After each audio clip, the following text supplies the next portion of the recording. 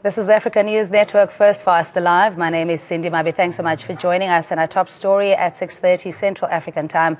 An apparent dichotomy emerges in Deputy President Cyril Ramaphosa's stance on radical economic transformation. Ramaphosa has targeted champions of transformation, saying some were putting the concept out as an empty promise intended to mask a plunder of resources. His comments come just a month after he had sung radical transformation praises at a black business event. The Deputy President was addressing delegates on day 2 of COSATU's Central Committee meeting in Irene in Pretoria. The government's program of radical economic transformation is about placing the economy on a quantitatively different path that ensures more rapid, sustainable growth, higher investment, increased employment, reduced inequality, and the deracialization of our economy. That's when the term started seeing the light of day. And of course, we've packed it with a whole number of things, and that term still needs further definition. And I would say those who are dismissing this term, they should sit down, listen, smell the coffee. Are all these things being done primarily to advance the interests of our people? And it must not be a top-down situation where people who are chanting the slogan of economic transformation are doing it just to advance their own interests. Ramaphosa was warmly welcomed at the meeting, and the ANC deployed its deputy president after COSATU barred President Jacob Zuma from all its activities. Ramaphosa took the opportunity to bemoan state capture that is eating away at the ANC. He says until corruption and hidden agendas are addressed, the tripartite alliance will continue to struggle. COSATU President Dumo Dlamini earlier warned the federation cannot survive without the ANC-led alliance.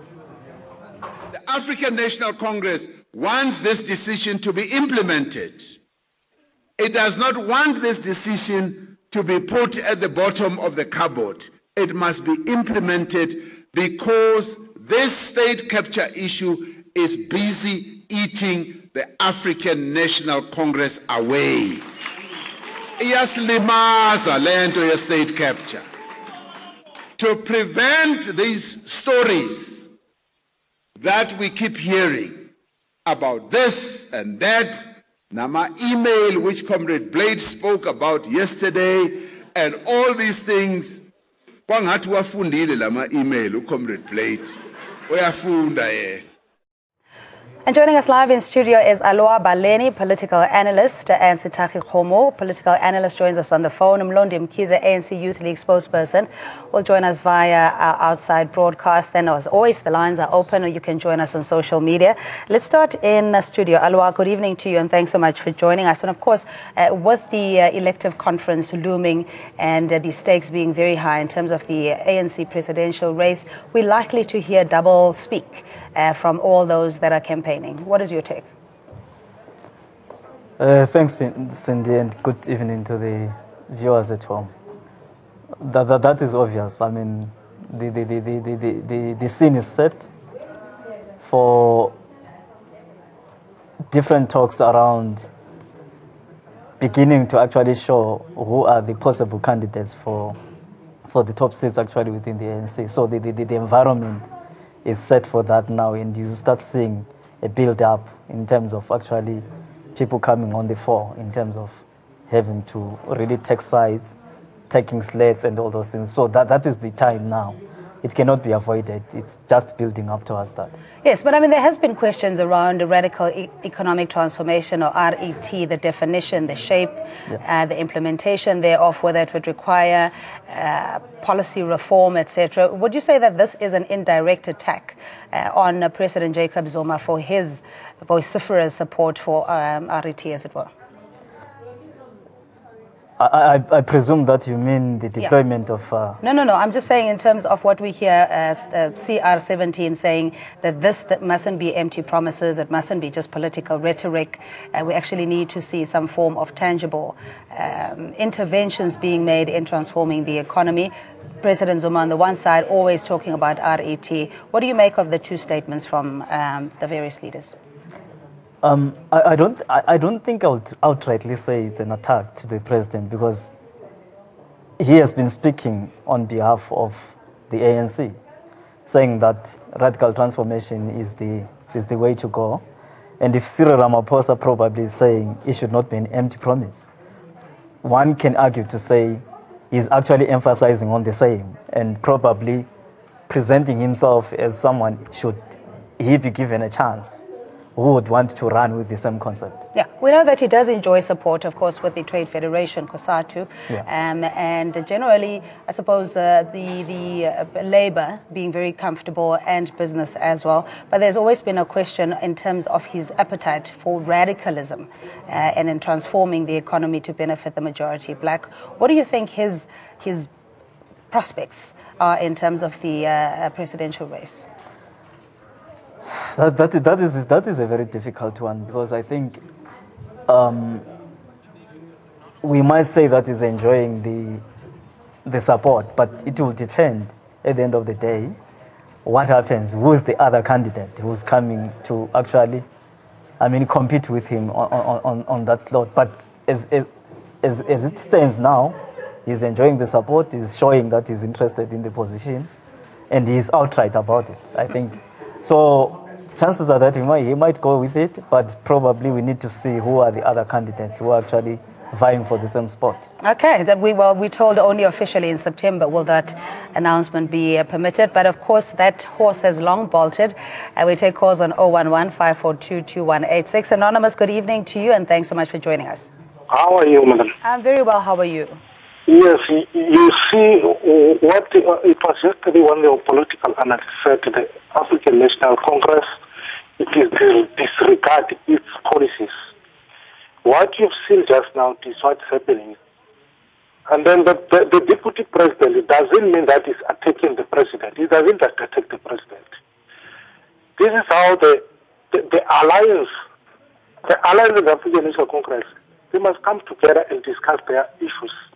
It was not to the media. So each and everybody there is a spokesperson. Tomorrow you see somebody talking like this, tomorrow you see somebody talking like this. These things of radical transformation supposed to be done long time ago, 1996, before the ANC. After the ANC have taken over, now it's too late. You are going to the election for 2019. It's not going to happen, you see. Right. That is why the ANCs are taking each and every corner. Just now we have seen on television now, members of MK are taking the member of MK, Mapaila. That is wrong.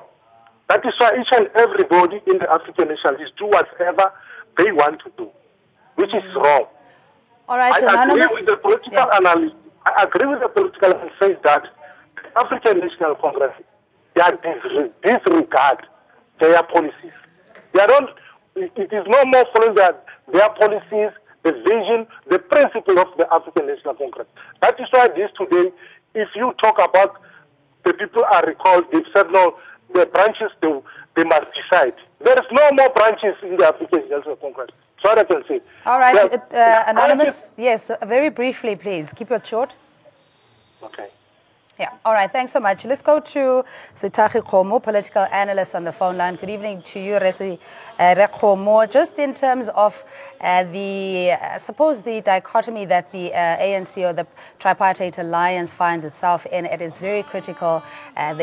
Collective responsibility, self-correction, etc., doesn't seem to have worked. The glue is not sticking, and the center seems to be not holding. So with the CR17, as it were, and his prospects for the elections as president of the ANC, do you think he's in line with the radical economic transformation call by President Jacob Zuma, or the ANC for that matter, or does it seem that he's more non-committal, so to speak? Well, I would like to say, generally, my reading of the whole thing, especially based on Ramaphosa's appearance today, is that there is no coherent strategic position that has been agreed to within the ANC with regard to the description and the practical implementation of radical economic transformation.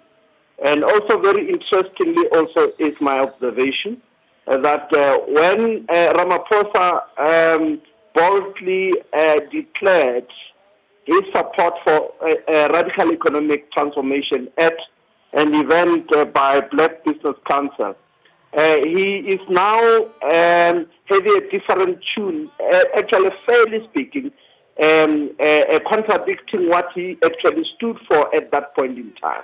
Today he is questioning the descriptive and the contextual nature of what that transformation actually entails.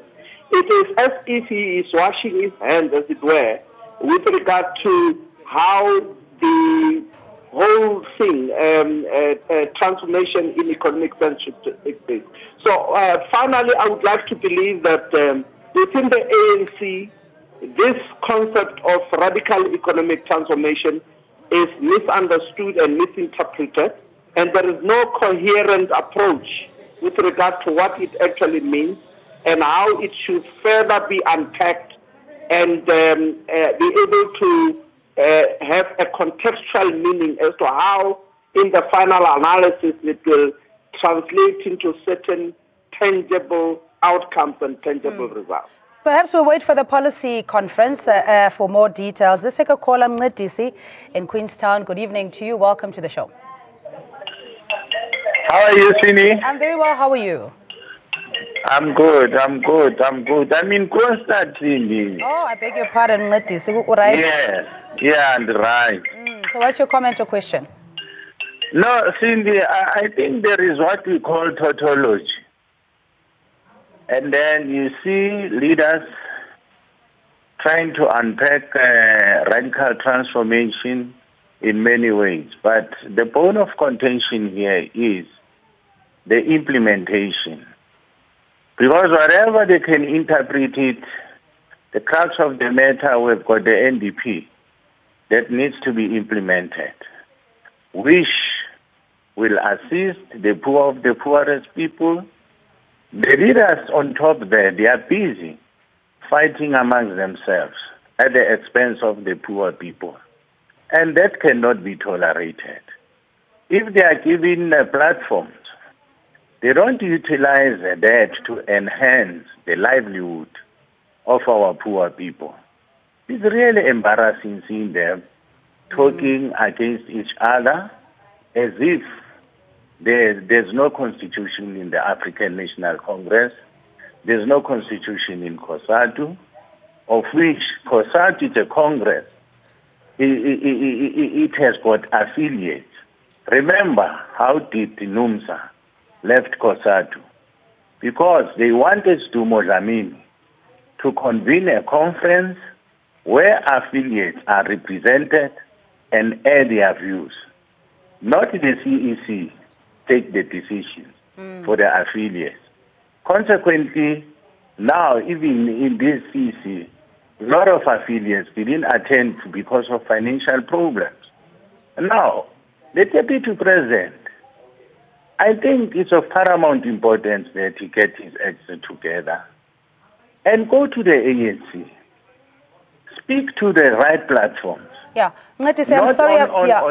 I think, we get the point. We're going to have to leave it there. Thanks indeed for calling. We have Kholobe. Good evening to you and welcome to ANN7 Prime. Hello, Cindy. How are you doing? I'm very well, thanks. How are you? No, I'm well, Cindy. Let me go straight to the issues. You know, Cindy, what I see in the ANC now, more especially the top leadership there, is chaos. And to me, this ANC is limping with one leg, a lion limping with one leg. I don't see this ANC surviving beyond 2024 if they don't get the act together now, because you cannot have the leadership explaining this thing of radical economic transformation in contradictory terms, and you cannot have this leadership now talking about this radical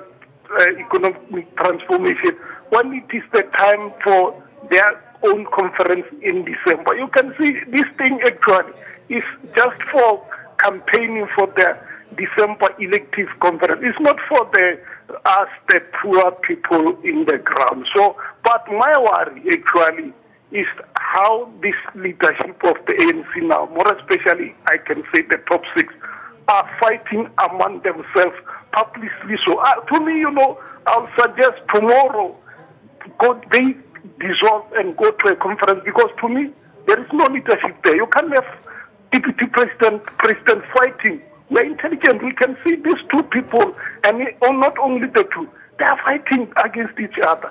So okay, we can see these things. So I appreciate your call, sir. Thanks so much. Mlondi Mkhize, thanks so much for your patience. He is the ANC Youth League spokesperson. We'll get to Mlondi in a bit. Just your response, Alua, in from the viewers saying, we had similar projects in place. There's the National Development Plan. If that had been effected properly, we would have seen the necessary results. But this trump card, and you could call it the second transition, if you will, in terms of economic transformation, it is a pristine time to ventilate that and from the ANC leadership to ensure that there is visible results in terms of the changing the quality of life of people. Do you think that is permeating? Is it coming across adequately enough? I think the ANC has no option except to really press on and articulate what they mean by that. Because I think every time when big elections are about to come and all those things, political parties, particularly political parties in power, would always come up with concepts that seem to be appealing to the electorate. That's the way they should remain in power. So the NDP transition and now this radical economic transformation is something that is currently appealing. And why it is appealing is, if you look at the electorate, particularly the black majority, people are not employed, people do not have business opportunities, people economically are not actually getting anything. So to come with something that is promising that the structure of the economy is going to be probably transformed in a way that they would have access. But notwithstanding, I mean, 23 years of trying to deal with issues of colonialism, slavery, apartheid as such, is a big ask for any political party. But you're quite right that more within the standing policies could have been done. But we're joined by Mlondi Mkhize, ANC Youth League spokesperson. Mlondi, thanks so much for your time. A few of our callers saying the concern is that leaders are fighting amongst themselves and the grass is suffering. What is your view with regards to the ANC's message of radical economic transformation, seemingly CR17 taking the sail or the wind out of the sail of that particular push? Well, firstly is that radical economic transformation should be a concept that is driven towards upliftment of our people as a whole, not a section of them. Secondly is that you are definitely not going to achieve everything in its totality over one go. There are many things that we would need to consider.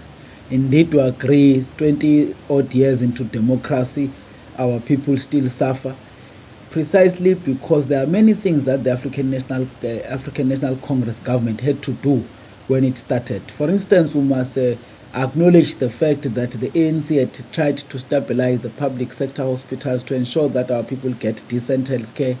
And there are many other interventions that have been there since then in trying to bring to dignity the life of an African child. And equally, those have been straining on the budget of our government.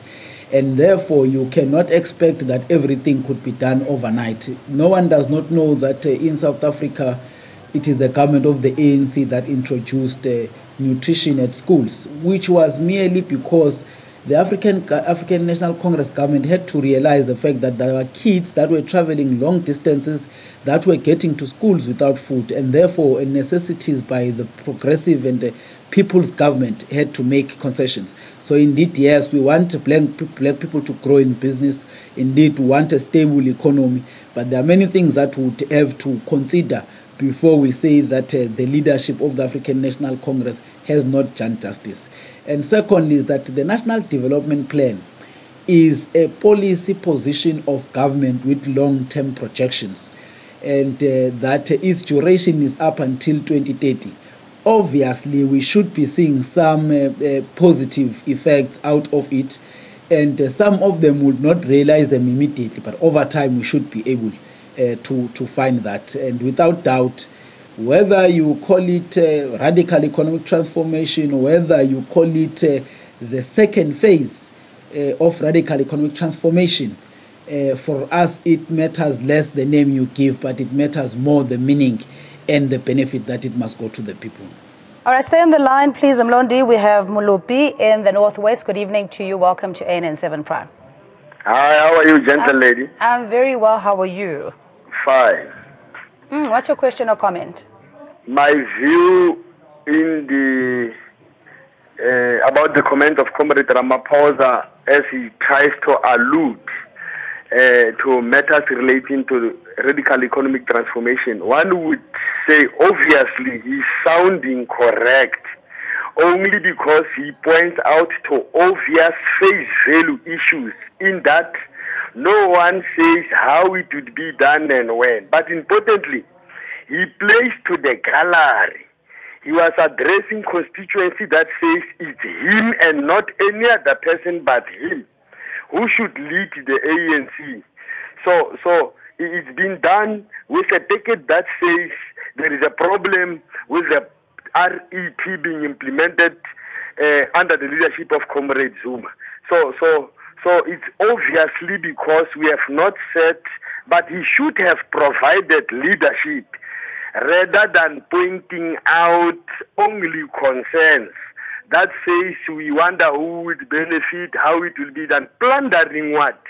Because we are not sure whether Comrade Ramaphosa tries to suggest that when the economy is being given to the masses, the poor and the workers, it would mean plundering. He must point out where that plundering would happen, but also he must tell what should be done so that we can take to logical conclusion the 2012 ANC policy poster that says there should be a paradigm shift.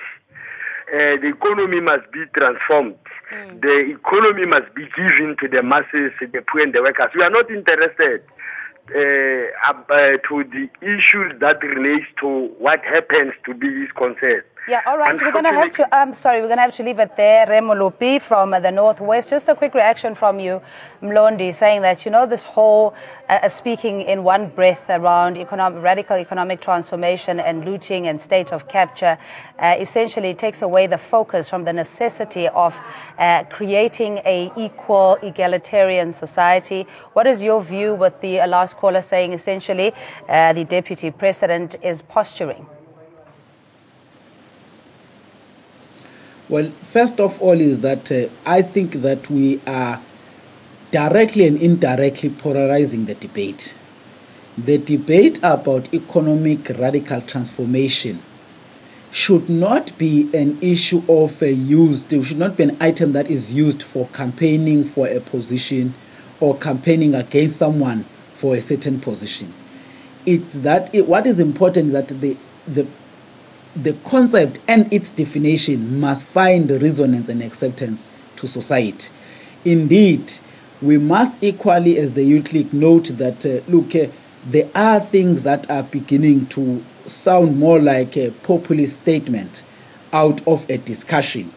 And the problem is that when a leader speaks and problematizes a discourse rather than providing solutions, you at times limit the faith and the hopes of our people. I think that from where we are sitting as a nation, more leaders of the African National Congress should be clarifying this than to cast doubt and suspicions on the radical economic transformation. The one thing that we must indicate, you know, when you want to diss the current state of affairs of our nation, particularly black people who are in majority in South Africa, to looting, is playing into the narrative and the stereotypes that other ethnic nationalities or other nationalities have about black people, that we are lazy people, we are people who loot and all of those things. So we should be very cautious about what we say, because sometimes it creates an unintended picture. The last point on that point is to say that there is no radical looting in South Africa. Those that are suggesting that there is radical looting They must tell us, when did it become radical? Because for it to be radical, there must have been an existence of looting first. Then it accelerated, because I'm quite certain that you can't, at the birth of looting, then have an accelerated looting, because it speaks to the observation that now it's at a high we're speed. Seriously out of time. Thank you so much. That's Mlondi Kize. He is the ANC Youth League spokesperson. Aloha Baleni is a political analyst, and Sitake Khomo, a political analyst, joining us on the line. And you at home, thanks indeed for joining the debate. We take a quick ad break. We'll see you shortly.